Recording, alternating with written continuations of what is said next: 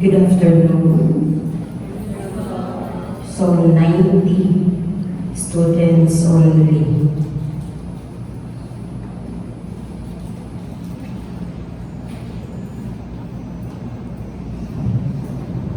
Okay, let's proceed to our lecture. So introduction to parasitology.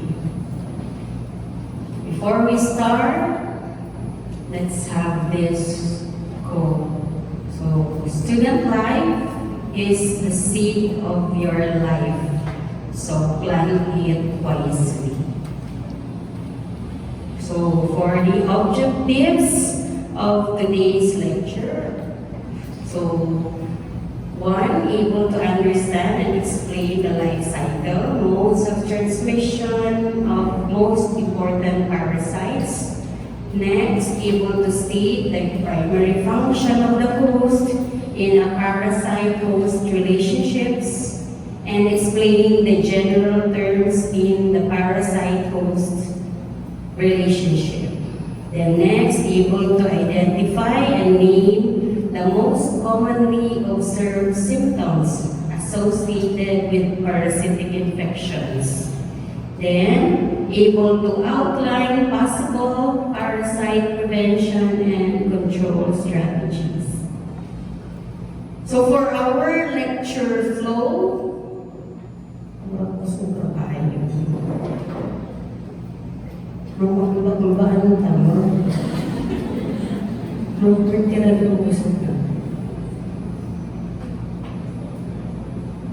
hello? Okay. So for our lecture flow, so you have the introduction, the parasite-host relationships, parasitic life cycle, disease process and symptoms, treatment, prevention and control, lab diagnosis, parasite nomenclature and classification. And by the way, this is just an introduction. So if stated there, the host, the life cycle, it is just an introduction. Okay? The life cycle, particularly to a particular organism, will be discussed separately by organism. And so with the treatment and prevention and others. Okay, so first, what is parasitology? So, siguro sa medtech or the laboratory scientists, so they know about parasitology, and also with the nursing and other allied medical courses. Siguro, medical and para are part of their subjects, but compared to the medtech, it is very lectured well in medtech compared to the other allied sciences courses. So, parasitology is the branch of medical sciences dealing with organisms or parasites which live temporarily or permanently on or within the human body or the host. It is a study of living closely to each other. Living closely to each other. Then, we also have medical parasitology. So, in medical parasitology, it concerns primarily with the parasites of human and their medical significance, as well as their importance in human communities. So, our subject belongs to this, the medical parasitology. Okay? So who are at risk? So the individuals or the most populations that are at risk for contracting parasites. So there you have individuals living in underdeveloped areas and country. You have the refugees, the immigrants, the visitors from foreign country, then individuals living in close quarters, and those children who attended daycare centers. So So what are the usual modes of parasitic infection? So these are the most common modes of transmission. So you have their ingestion of the contaminated food and drink. So okay, number one. And then you have the hand-to-mouth transfer. Then you also have the insect bite. Then you also can get parasitic infection through entry sa skin. And you can get also through unprotected sex or unprotected sexual contact. Then you also have your mouth-to-mouth contact and your droplet contamination. Okay, so there are many modes of transmission, but the most common is your ingestion of contaminated food and drink. So let's go to parasite-host relationship. So parasite and parasitism. So when you say of parasitism, so species depend upon another for its existence and could be temporary or permanent. Then a parasite lives inside or outside surface of another organism. Then you have the parasitosis. It is the state of infection or infestation with an animal.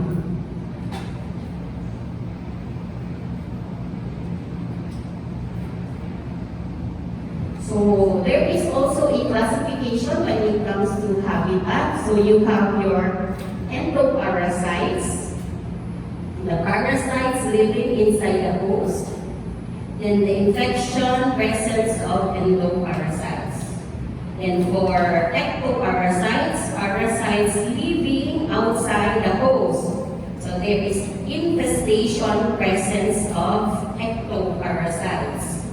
Then you have your erratic parasites found in an organ which is not usual habitat. So erratic, that's what we call erratic parasites.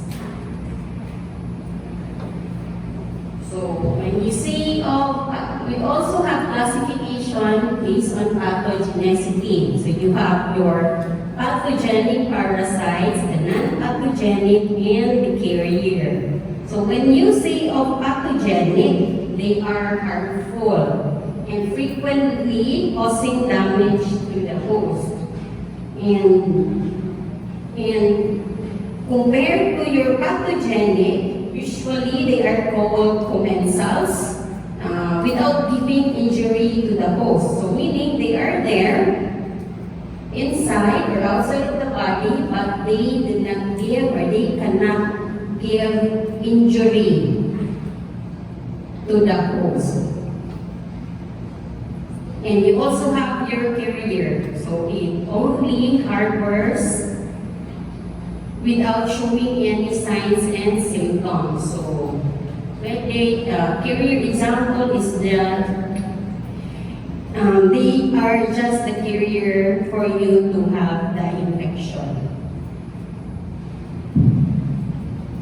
So exposure versus infection. So when you say of exposure, the process of inoculating an infective agent. Then infection is the establishment of the infected agent. So there are types. You have your superinfection or hyperinfection, meaning there's reinfected with the same organism. So take note na between superinfection and auto-infection. So there is a difference. When you say of auto-infection, there is reinfection with own direct source.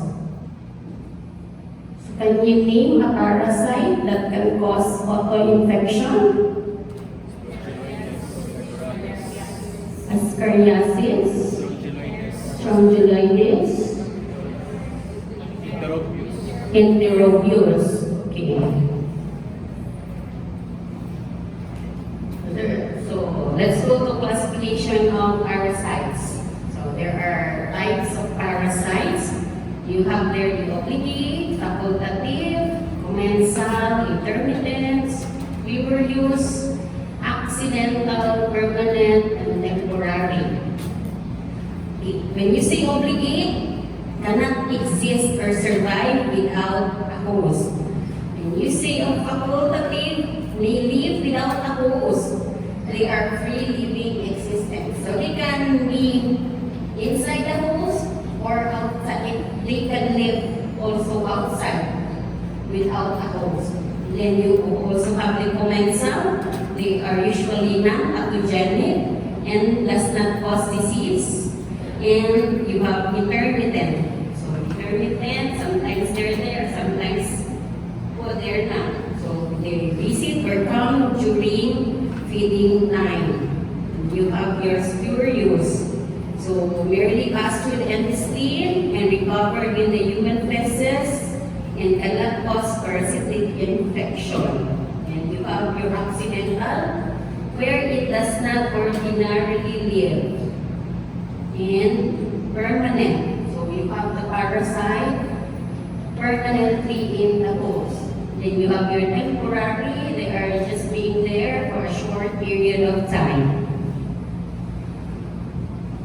We also have types of hosts. So you have your definitive host, your intermediate, your accidental, your parathenic, and your dead end host, or your incidental host, and your reservoir host.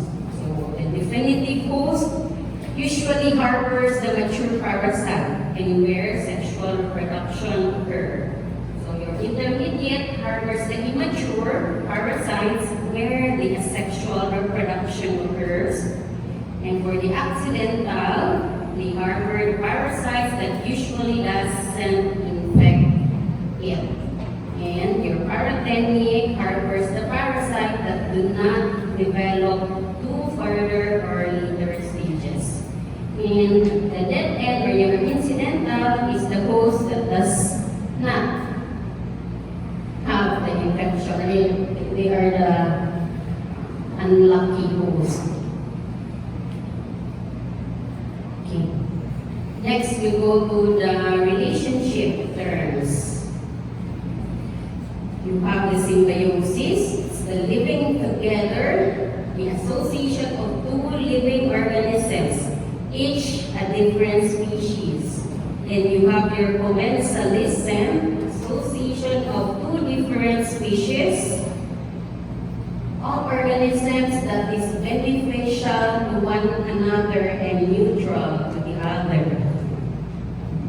So, in layman's term, the commensalism is your friend that is only maula, who's always be there when they need you. But when you need them, they're nowhere to be found. Okay? Then you have your mutualism, the association of two different species of organism that is beneficial to both. And you have your parasitism associated with two different species of organisms that is beneficial to one at other's expense. So this is not good. So you also have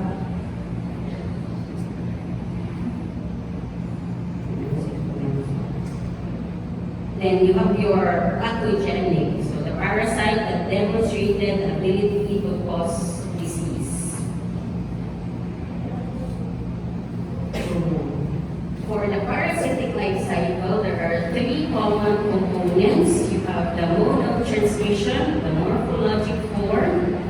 Usually another is your infective stage, your other stages, and lastly, you have your diagnostic stage.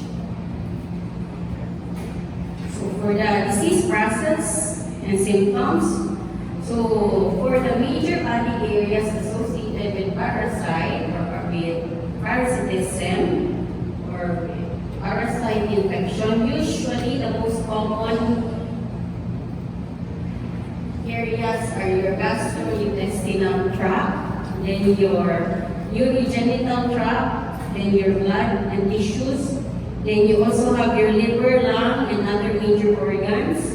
And least likely your brain, your eye, your skin, and your lower extremities.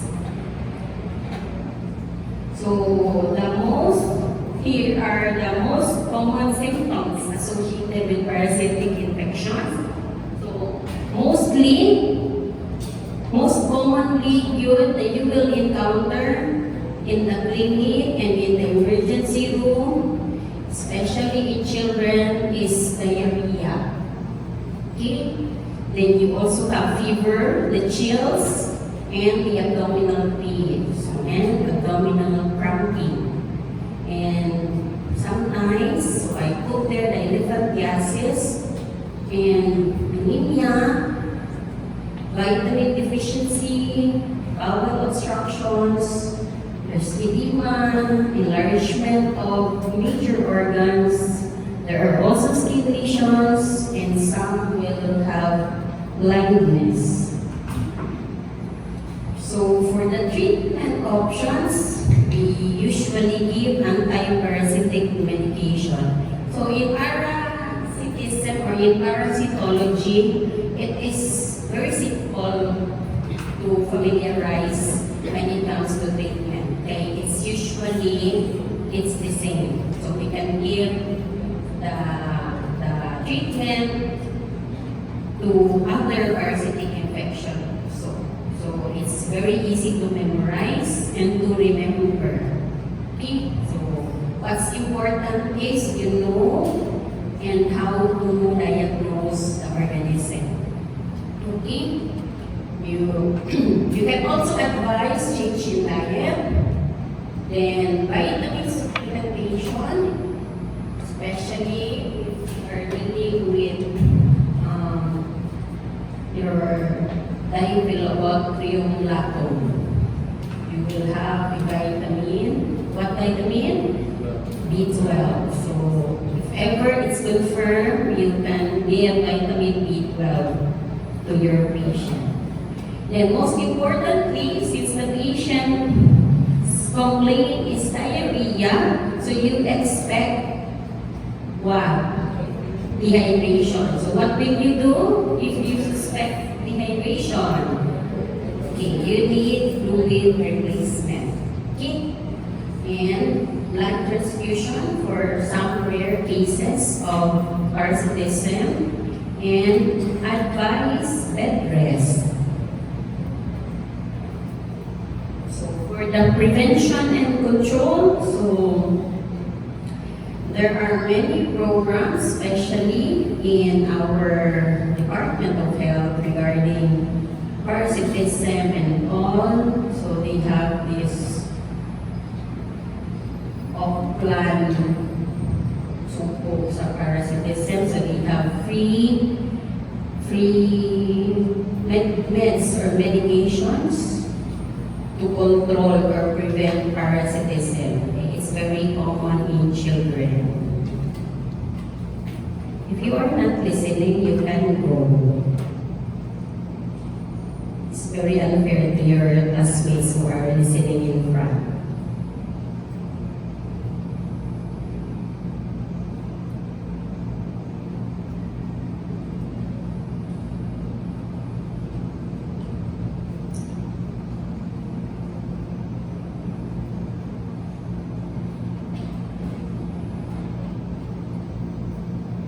I really hate seeing students talking while I am lecturing in front. It's very disrespectful.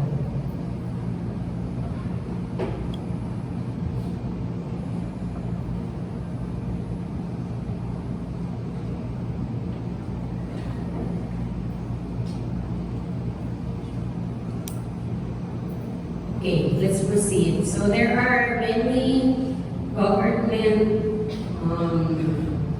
programs now. So there is development and implementation of parasite awareness.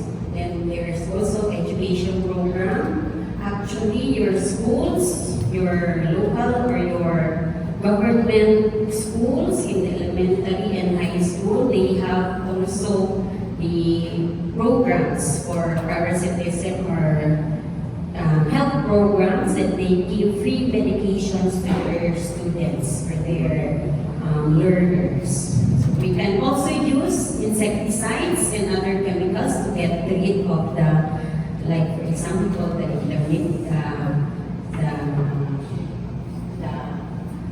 parasites na it needs insecticides. So we also use protective clothing for those parasitic infections that are transmitted through, example, mosquitoes, ticks, or bugs. So that also includes the use of protective netting and proper water treatment. I think this is the most important prevention and control. Proper water treatment, because again, what is the most common mode of transmission? Ingestion of contaminated food and water. So I think this is very important. So if ever you are not sure, if ever lang, you are from a different place and you came to a different, you came or you will go to another place, just be careful and for your own sake. Do not just drink directly their water, especially if it's in the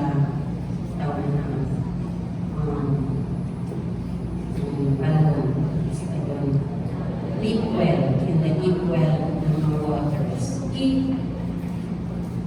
Then, good personal hygiene. Okay, this is important. So, cleanliness starts with you. So cleanliness starts its own self. So you need to have a good personal hygiene so that you cannot harbor the other parasitic infections. So example of that is to always wash your hands before eating and other personal hygiene stuff. So not just wash your hands with soap and water. Not just water alone. And also there are establishments, or especially when you eat in the beside the streets, now you don't have a sure water source. So siguro much better if you use the alcohol na lang. Okay? We do not know where did the water came from. Okay, so there are many instances or many patients came to the clinic with the symptoms, and when I asked for history, they did eat in the street. Okay. Especially now, Simulo, there are many street vendors. So, and it's very enticing and very pleasing to the eyes na you will really get to buy and try the street foods. It's very yummy and sad, no? So let's try, let's eat in our own risk. Okay. So far, it's an experience. There are times good na you will get diarrhea. So you eat man at your own risk. So wala na yung isisipat yourself. But the happiness that it gives you and the fullness of your stomach cannot be rewarded with the so it's okay. So I feel happy after eating, but I don't care about the diarrhea na lang after. So I just tell myself, I'm easy. Okay? And after releasing, then another day goes by, and again, we will crave for street food again. And we will eat again. Okay? And it's very common in Cebu City. Next is proper sanitation practices. So in our household, it's very important to really sanitize or wash especially our vegetables and our foods, especially bought in the wet market. Okay? And proper handling, cooking, and protection of food, and avoidance of unprotected sexual relations. Okay? If ever you do not know your partner because especially now, today, tonight, there is a party going on in the metro, not just in Cebu City, also in other cities. So, very uso. So, I've seen many pictures and videos in TikTok and Facebook na they did not know each other, but they are kissing each other. So, please, if ever, out of your drunkenness and enjoyment or high at that moment, please remember na you are still sane.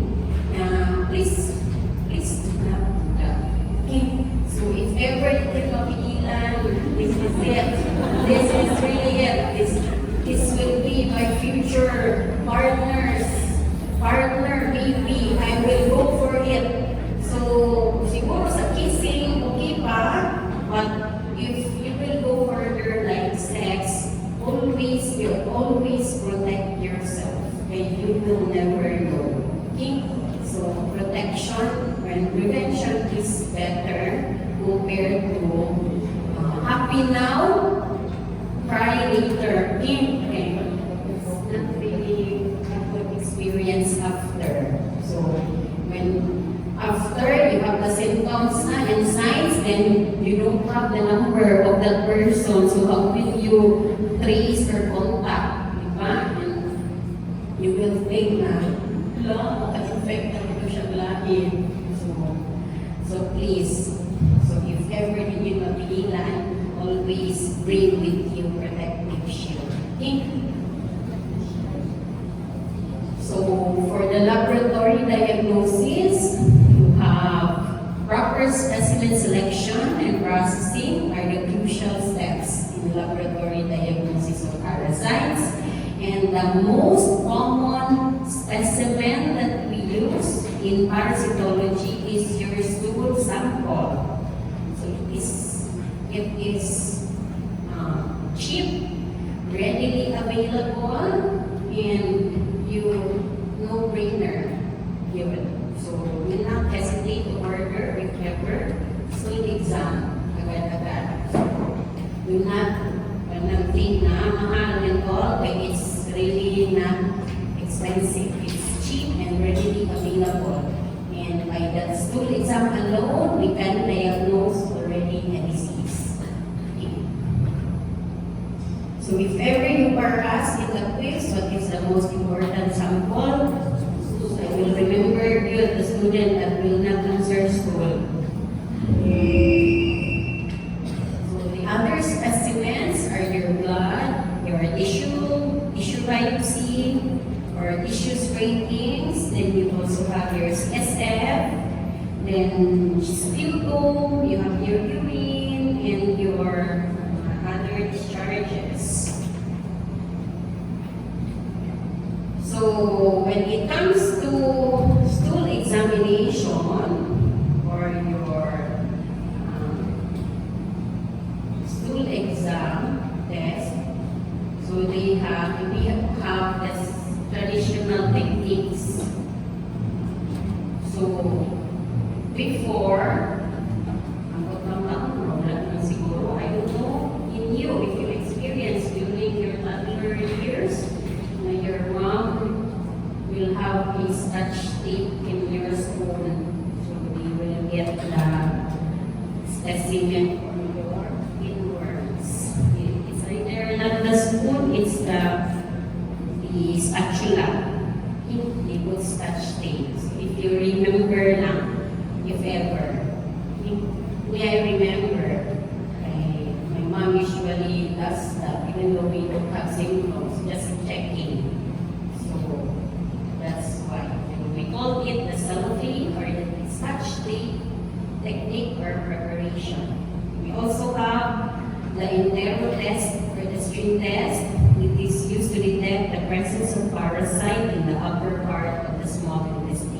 Of course, there are also parasites that are not seen in your stool exam that are present in your upper GI or in the upper or in the small intestines. So we need the integral test.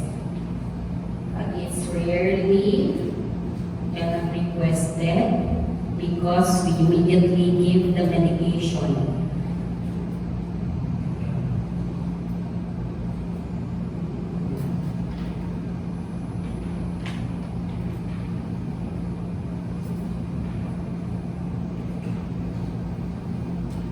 Okay, so that's the example of your scratch tape and your integral test.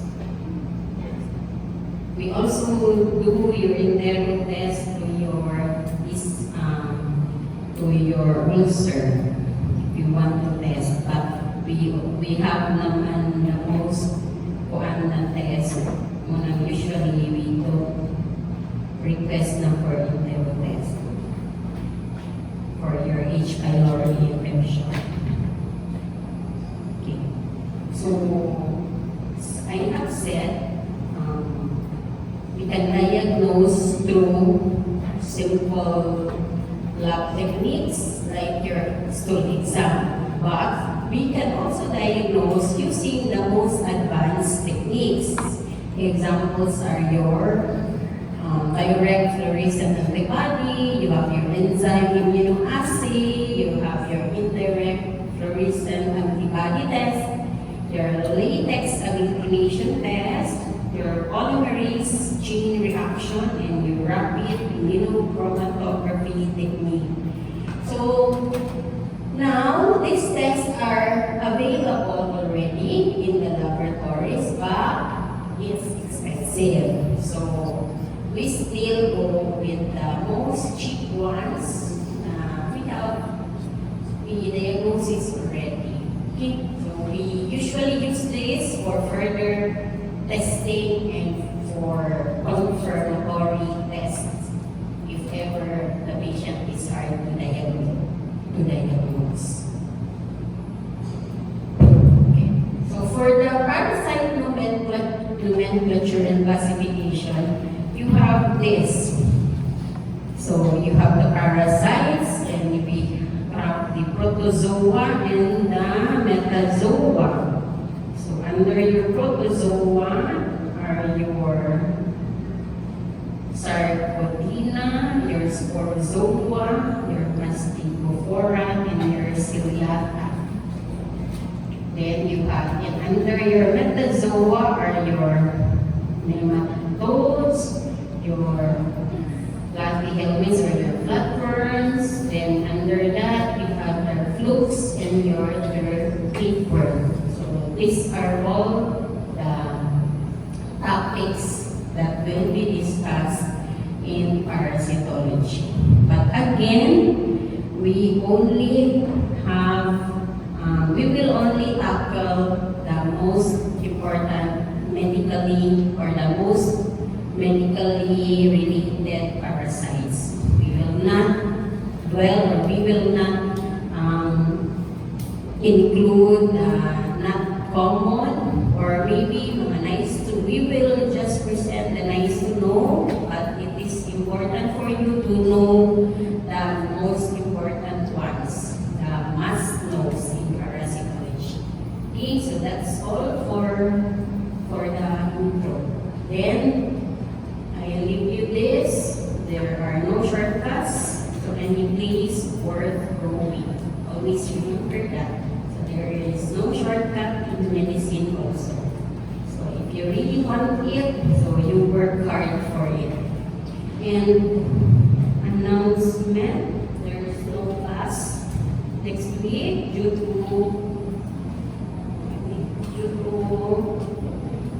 awarding ceremony. When is that? 26.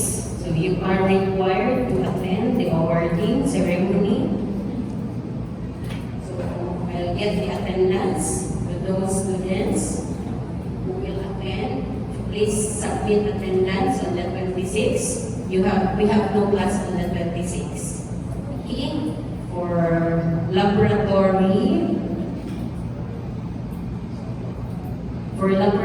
na, please answer exercise 1 and 2. Okay. And submit on Tuesday afternoon, 4 p.m. So detach your answers from your lab manual. Okay? Again, detach the answers or the answer sheets from your lab manual. Do not pass your lab manual. Detach the answer sheet. Put your name and your group number so I will know. Okay? And we'll just advise which group under me and which group under Dr. Panay. I will just announce. Okay? So for today's afternoon, you don't have laboratory class, but you need to answer laboratory exercise 1 and 2.